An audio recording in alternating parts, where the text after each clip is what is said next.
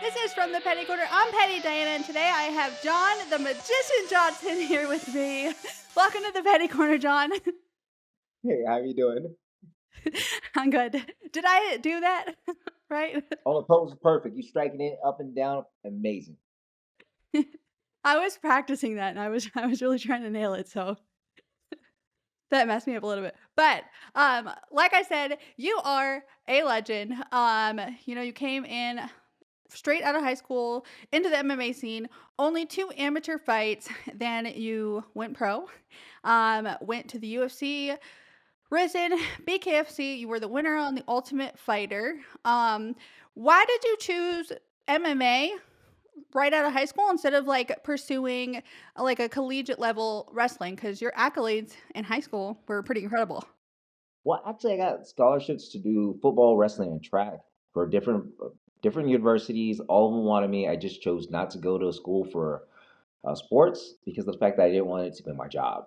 And then I was at working at Chuck E. Cheese, and somebody was like, "Hey, you're John Dodson, right?" I was like, "Oh man!" And the guy that was sitting there was a bunch of cops all around sitting at this table at Chuck E. Cheese because I was doing his son's birthday party, and I thought I was getting arrested. And they're like, "No, no, no, no, no, man! Don't worry about that.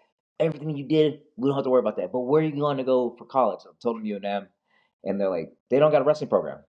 Are you playing football, running track?" I was like, "Not doing any of that." He goes, "I need you to come into this gym. It's called Jackson's, and I want you to see if you like it." And then I've been stuck there ever since. They literally beat me up from day one till still to this day. I love it. That's so exciting though, because like, how did you go from just 2 amateur fights to going pro that quickly? I feel like that's kinda like a fast trajectory. Well, I know it seems had this youthful face, but I'm super old. And back in my day, those old timers be kept coming through. New Mexico hadn't had changed the rules yet, so I all amateur fights were pretty much the same thing like pro fights. You had 5 minute rounds. You had all rules just like how the pros did. You have for amateurs. So I was already doing pro rule sets. So why not just go ahead and jump into it? I like fought a guy who was a Muay Thai champion already for my first fight. Then my second fight as an amateur, they had me fight some random dude out in Socorro. So I had to go choke him out, and then I beat up another guy named Johnny Velasquez as my first pro fight. And then after that, I went to Japan. Okay, and then you were the first person on The Ultimate Fighter, to win at bantamweight, correct? Yes, I'm the first That bantamweight Ultimate Fighter. yes, that's exciting. But you were naturally like a flyweight, and there wasn't like very much competition at the time. No, the UFC didn't even want to bring in the flyweights.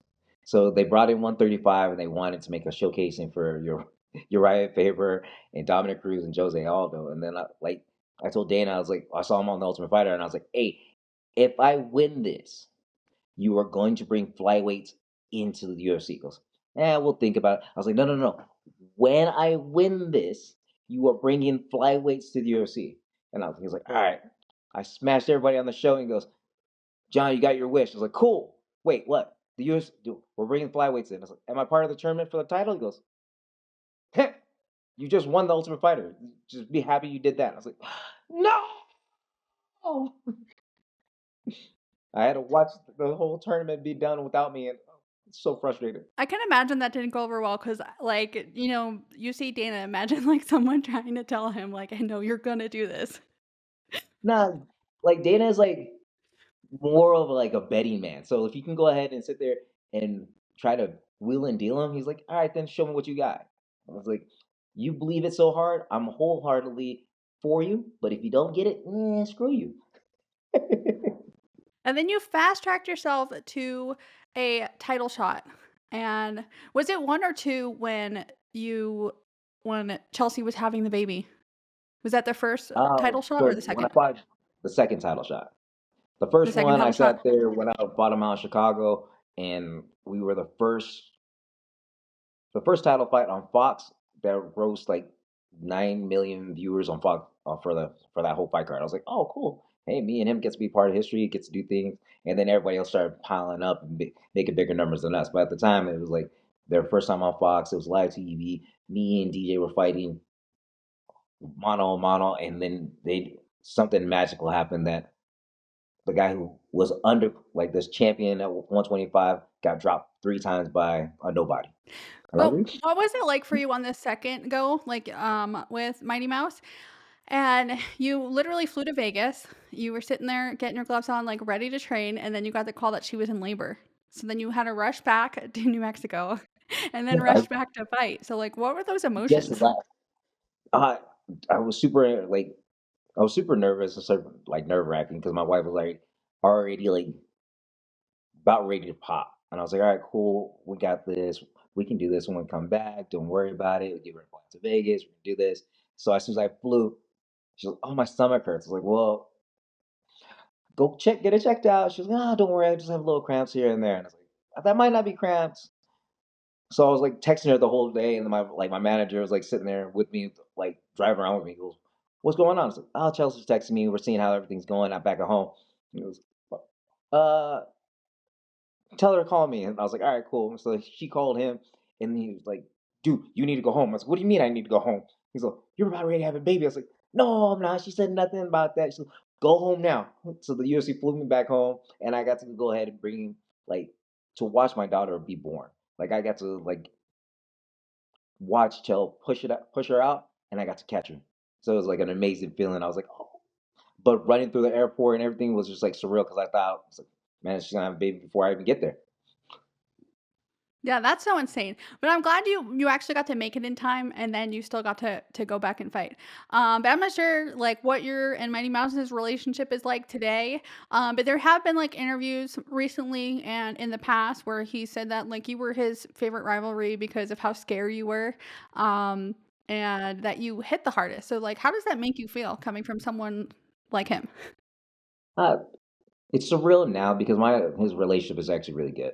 Like DJ and I are actually respectful towards each other. We have no real animosity.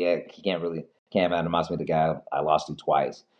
Like he's a great human being. I always sit there and say that about him personally because he does everything so well. Like he's a phenomenal mixed martial artist. I give him so much praise and credit to everything that he does.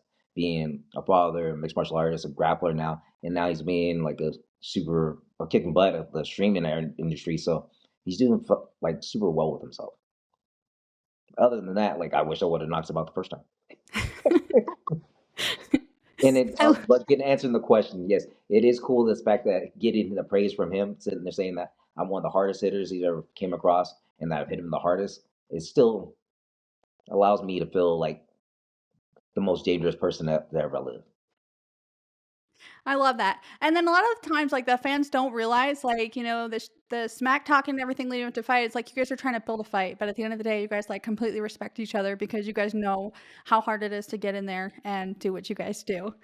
Um, but I just wanted to ask you, what do you feel like was the most pivotal point in your career?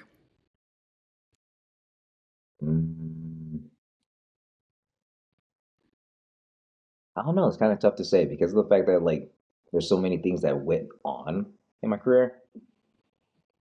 But winning the Ultimate Fighter definitely had to give me more of confidence boost. Because prior to even winning the Ultimate Fighter, like I was the guy who wasn't allowed to be going to WEC because I wasn't knocking people out. They, I was told by the matchmaker at the time, so after he walked up to me and told me that he would never put me on the show because I go to decisions and most of my fights aren't that exciting. I'm not an entertaining person. So I was like, I'll prove it a point to go ahead and finish people. I just wasn't getting paid enough to risk everything on the line. And he was like, "Yeah, right." I was like, "I'll do it on the for the Ultimate Fighter, and I'll smash through everybody, every single one of these dudes. I'll just knock them out." He said, "Yeah, right." And then as soon as I did, he goes, okay, we'll put you as the number one guy that we can possibly give you." So that's when I fought Formiga, and Formiga was like the number one flyweight at the time, before Demetrious Johnson. So he was like unsigned dude, and I just ended up putting him to sleep too. I love it. You're like, I'll show you." Um, but how are you able to be so resilient after you got caught from the UFC to, like, continue on fighting? Because there was in that point too, you were gonna go fight for another league, and then there was, like, something that traumatic that really happened to your family. You guys got into a car wreck, but, like, how did you find that resiliency to come back after being cut and then after that traumatic time? Like being cut from the UFC was kind of like heartbreaking. It was like the same time like I just got renewed my contract with the UFC, and I was trying to come back, and I was trying to fight at 120 for like the remainder of my career in the UFC. They just told me they had me fight Marab, and because one of my friends was supposed to fight him, and then he got backed out of the fight, and they put me to fight him like 2 weeks later. They it sucked, but then that made me realize like I wasn't really fighting because I love the sport anymore. I was fighting for a paycheck, and the paycheck was something I wasn't willing to lose. So I was always like that was always the way in the back of my head is like if I'm going out there, I need to go ahead and just keep my job and not win a fight. I had to sit back, go through the drawing board, see if I really want to do this, and try to fall in love with the sport all over again. And that's what made me come back and bounce back as stronger than ever. Like going to the bare knuckle and fighting for MMA and all these other promotions with RIZIN helped me tremendously to go ahead and rekindle the love that I have with mixed martial arts. Yeah. Well, speaking of BKFC, there is one fighter. His name is Jeremy Stevens, who also had gotten cut by the UFC. And when he he went to the into bare knuckles, and he kind of went on a tear there. And now he has an upcoming fight with the UFC. He's on a one fight contract. Like, did you ever see yourself trying to come back to the UFC, or maybe like even reaching out to get one fight? Because I think recently, or maybe not recently, maybe like a year or so ago, I did see an interview where you said that you feel like you could knock Pantoja out, which nobody's been able to like take him out. But do you ever see like have you ever hoped for yourself to get back to the UFC, or maybe get that one fight contract to get that one last go at it in the UFC? I would love to go back to the UFC. I, like right now, I still feel like I can knock out Pantoja. I don't even care. I think I can run it back and knock out Marab. Like that's the thing that's bugging me because I've seen these guys in the UFC who are having these phenomenal reigns, and I'm like, I know I can put you guys away. Like there's no doubt in my mind that I'm not better than the both of them at flyweight and at bantamweight. So I can definitely put Pandoja to sleep because I know that Horiguchi's going back over there. And if they go ahead and let me run it back against Marab, I can make sure that he can't secure another takedown that he tried with the first time we fought. When me and him fought, he shot 24 times and got 2 takedowns. And I put air quotes because of the fact that when my butt hit the ground, I pop right back up. I don't count that as a takedown. I didn't get control. It's like frustrating. When you beat somebody up on the feet and then you just get somebody trying to tickle me, it's frustrating. If I wanted to get cuddled, I'd get cuddled by Chelsea. I love it. Hey, well, maybe one day, soon, hopefully, you can, have some talks with the UFC and maybe run it with one of those people. But why did you choose to go to BKFC? Because honestly, that is, I've been to a lot of different like local leagues and professional leagues fightings, and bare knuckles is honestly the most violent and brutal thing that I've ever witnessed live in my life. So, like, how did you go from MMA to that? Yeah, you can thank my brother for that one. 100%. You can sit there and tell Eric, Dougie Bear, Dodson, thank you for introducing me to the sport of bare knuckle because uh, I never want to do it at all. I was like, yeah, get hit bare knuckle. Crazy. I don't want to do that. But they were actually, my brother went to the tryouts. They gave him a contract, but they failed on getting him like four fights and 4 different events that they had.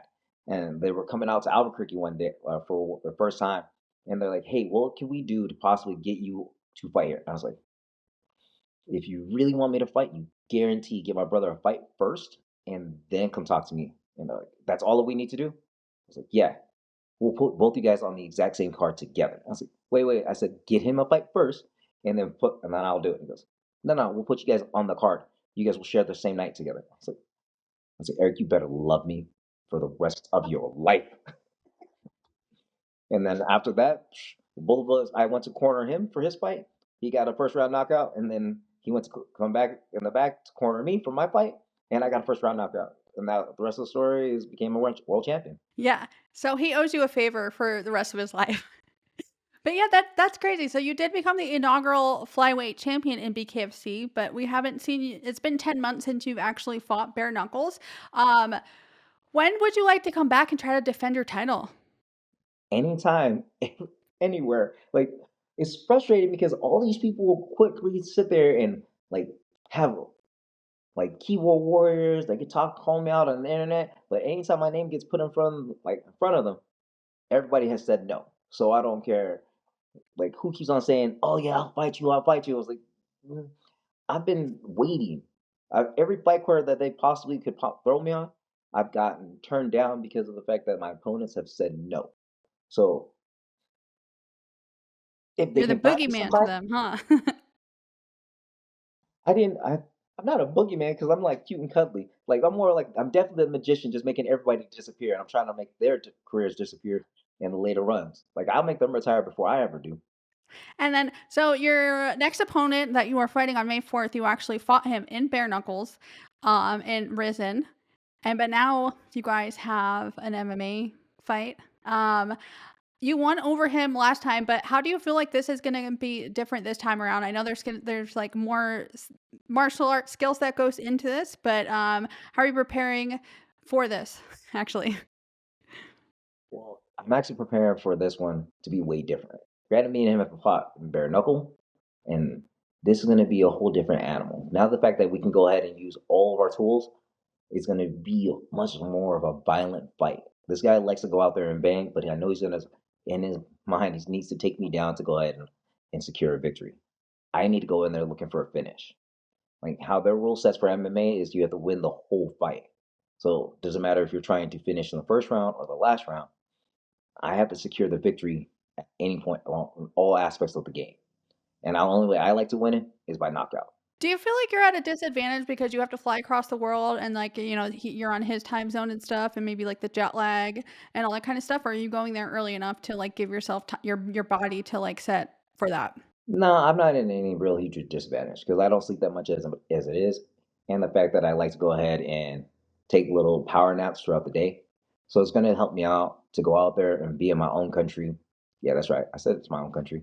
I'm Japanese right now, and win over the crowd by with my destructive power. Now, the way that I want to finish this fight is either by head stomp, soccer kick, or definitely by the multiple things of finger strikes. I love it.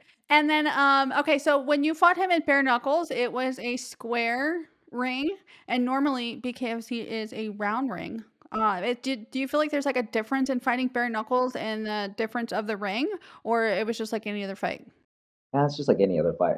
I know my opponent is in front of me. I've got to make sure I can bully him the best way possible and not get stuck on the ropes. And those ropes actually are very hard. So I want to go ahead and make sure to utilize them for this fight coming up. I love it. And Okay, and then, oh, sorry. sorry, Go what were ahead. you saying? No, I was like, I made this man cry in his home country once. I'll make him do it again. I love it. Okay, so there's also another bare knuckle league that has a Trigon Triangle. Would that be something that interests you fighting in that league? I mean, it's made for smaller people because I've seen how big that Trigon is, and it's not that much room for heavyweights.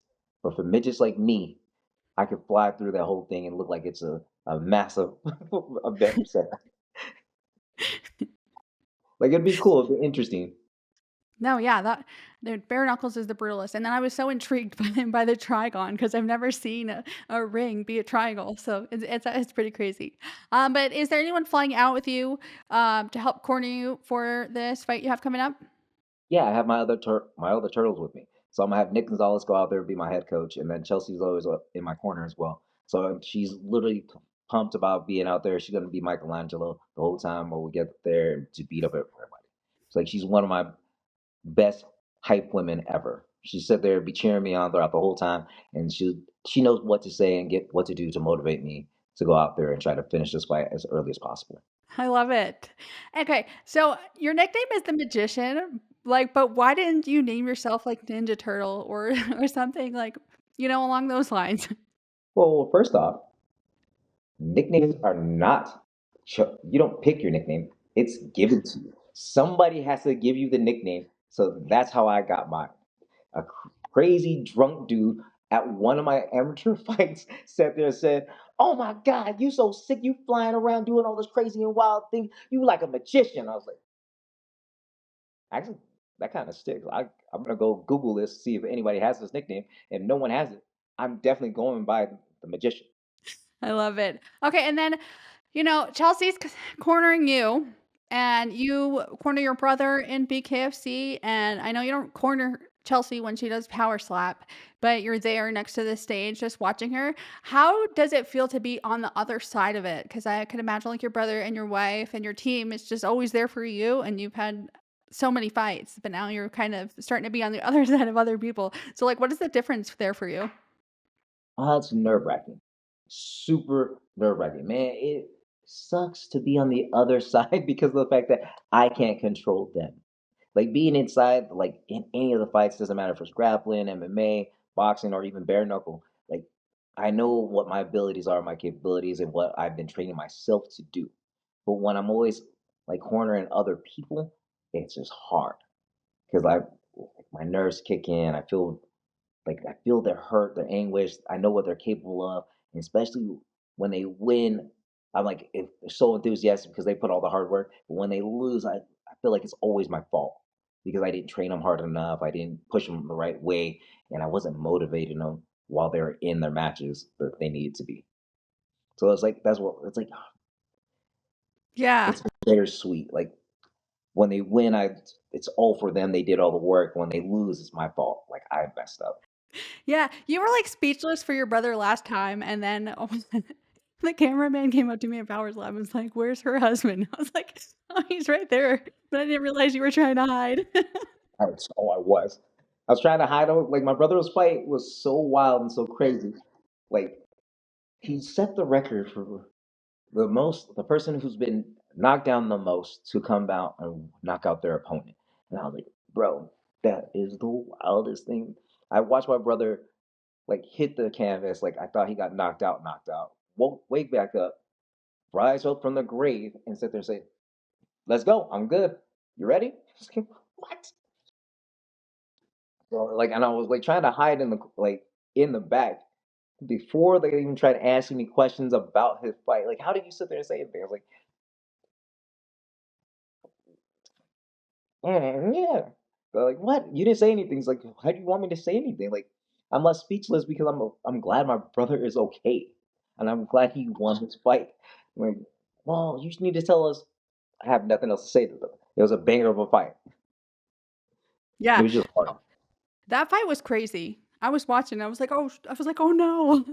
And when he won, like, me and my whole family were watching, we were, like, screaming and so excited.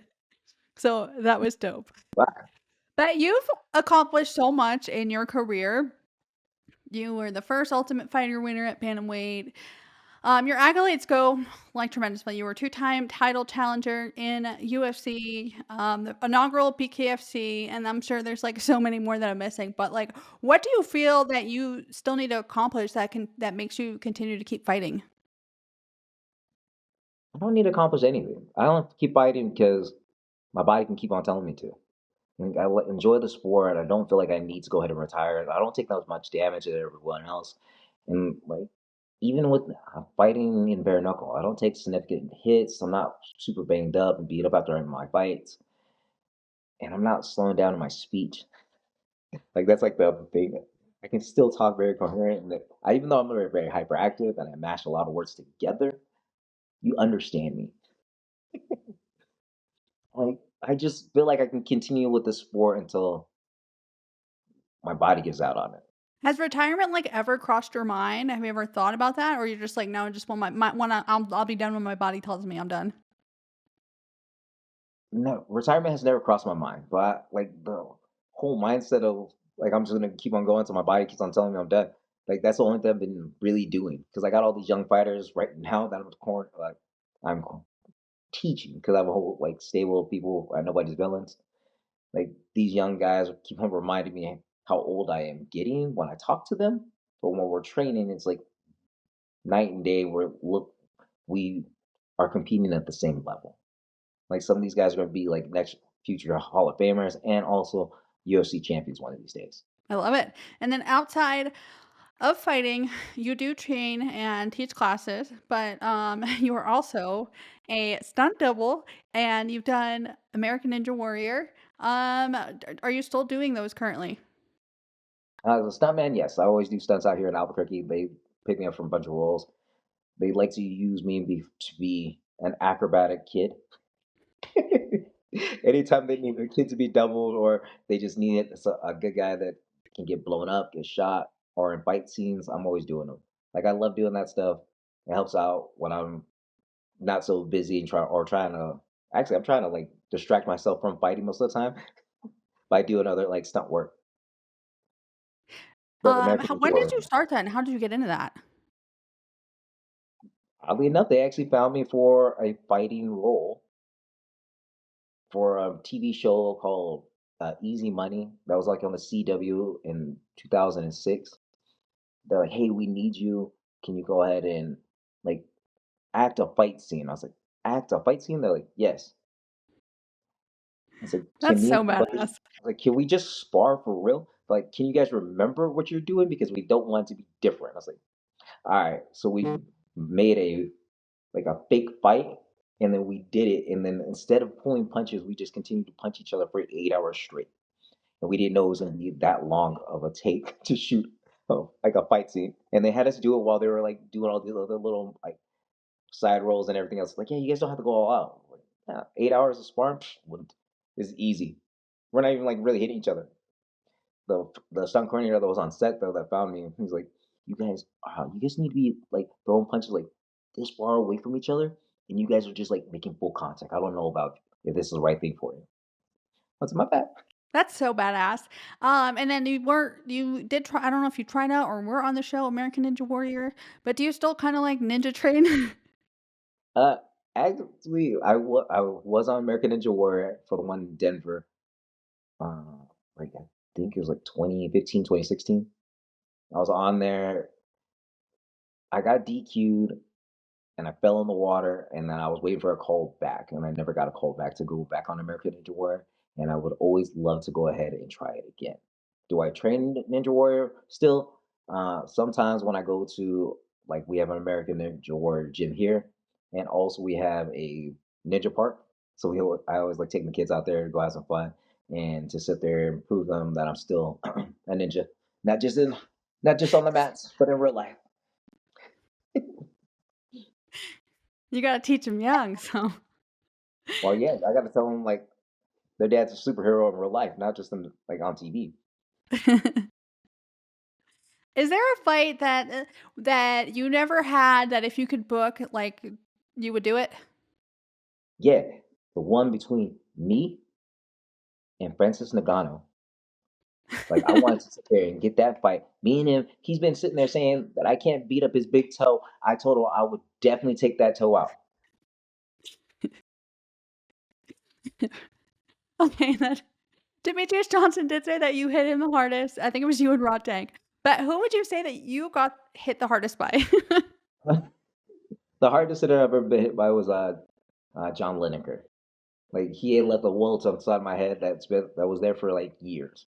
Like I had a like this huge old knot that was like right here, and it stayed with me for like 4 years. I've been trying to rub it out and everything until my head got back to being normal. That's wild. But if you Oh, weren't a fighter, what would you be doing? I'd definitely be an underwear model. Hey, you can still do that.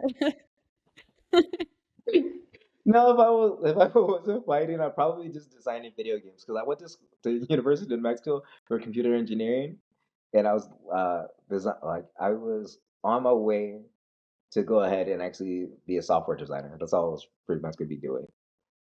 To be bored and behind a desk creating video games, making a lot of money. Man, why didn't I just do that? Instead, I get punched in the face for a living. Hey, the fighting life chose you. You didn't choose it. I guess. Jesus, it's just like my nickname. Ugh. Okay, and then if you could fight a trilogy with Mighty Mouse, would you want it to be in bare knuckle or power slap? Would love to go ahead and do it in power slap because of the fact that I know he has to take the punch, and I know he literally. I mean, he would have to take the slap. Take the slap. I mean, he'd have to take the slap, and I know he's already said I hit him the hardest, so I'll probably knock him out with that one. But I want to give him a fair fighting chance, and I would go ahead and take that trilogy fight in bare knuckle. You could still give him a chance in power slap by deferring the coin toss, letting him slap first, though. Nah, I'm gonna make it one and done. We I know love it. Hey, boxing. Not- have them set it up. What would you say is the most memorable fight in your career? uh, the most memorable fight that I had on my career. Well, actually, there's a couple of them. There's a guy that I actually fought on the Tap Out series. It's when the Tap Out show, Tap Out was like a huge clothing brand, and they had a TV show and Dana White and the guys from Tap Out were looking for a fighter, and like they just made it a spinoff for Dana White's like looking for a fight. I fought this guy named Vern Baca, and I thought that I killed a man by accident by slamming him onto the side of his head. That was like one of my memorable ones, and then also fighting on the Ultimate Fighter against a guy named Johnny Bedford. Like, people remember me waking him up in Ohio when we fought in Vegas, but I remember all the trash talking that he was doing inside the house and how he was a Jackson's killer and he can get beat by anybody from Jackson's because he's destroyed 4 guys. So he beat 4 of my friends prior to be fighting before he fought me. So I made sure I put that exclamation point on him, sitting there saying, "I'm way better than you will ever be by knocking him out." And So then that fight everybody, was personal then. oh, it was personal. To tell you the truth, it was like real personal to me, and I'm glad that I got vengeance for all my friends. I love But it. I I guess that just was thought about a Patty small Penland, he's like, it's not personal, yeah. but it is personal. No, to be honest with you, fighting for me isn't like I don't need a reason to fight somebody. Like I just need an opponent. I didn't care who they are. They just step in front of me. I'm like, all right, cool, let's fight. Let's have some fun. So year one, I have fun. It's like, yeah, pretty much like it's not fun fighting for you or what? Nah. I'm like, you want to tell people let's go ahead dance around like be playing around in their sparring. Like, nah, we're trying to learn how to fight. It's like we can do that too. Where was your favorite place that you ever fought at? It's gonna sound biased, but definitely Tokyo. Like, Tokyo? yeah, Tokyo's like the fans are amazing. Like they love you for all the fight. Like fighting for them is tradition. That's honor, and they have respect for it, and they want to see all aspects of mixed martial arts. They don't care what kind of discipline you're displaying. They want to see the skill set, your level into it, and not only that, they have the entertainment factor of your character. So who you are as a person, and that you're selling and you're branding to everybody, they admire that.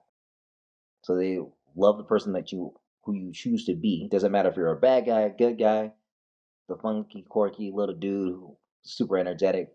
They love who you bring to the table and what you're offering. So you can lose every single fight out there, and it's just amazing because they're like, "We love you, we want you back." Or you go out there and you can destroy people and you can cuss out the whole country, and they're like, "Oh, we still love you. You can come back." So Is that's your next fight in Tokyo? yes. I'm fighting in the Oh, Tokyo Dome for RIZIN's card of, I think it's like the honor of being a man, the strength of a man. Ah, that's what it is. that's exciting. I'm gonna be tuning into that.